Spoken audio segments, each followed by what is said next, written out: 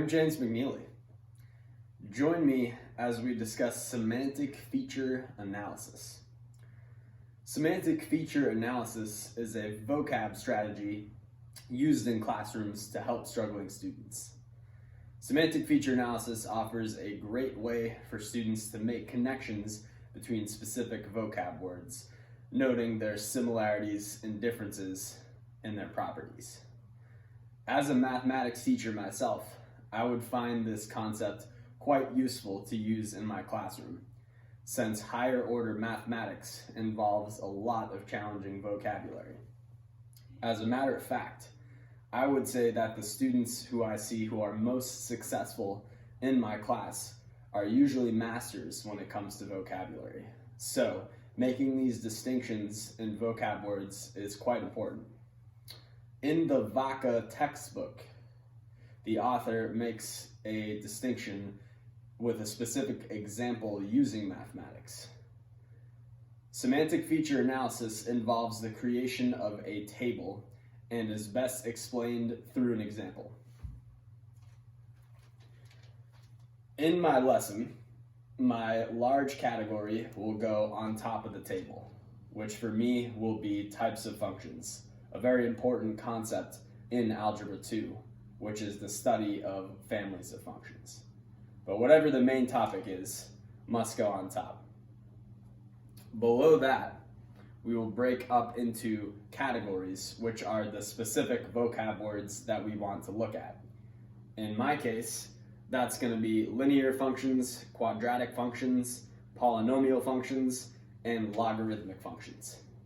But whatever the vocab words of concern are for the specific class, those are going to go across the top row. On the left-hand side over here are all of the properties that each of these words may or may not have. Now that's an important point. They're properties that each of these words may or may not have, and it is up to the students to make that distinction. So the teacher will create a table just like this, and at that point the students will fill in the table by putting a yes or a no in each box.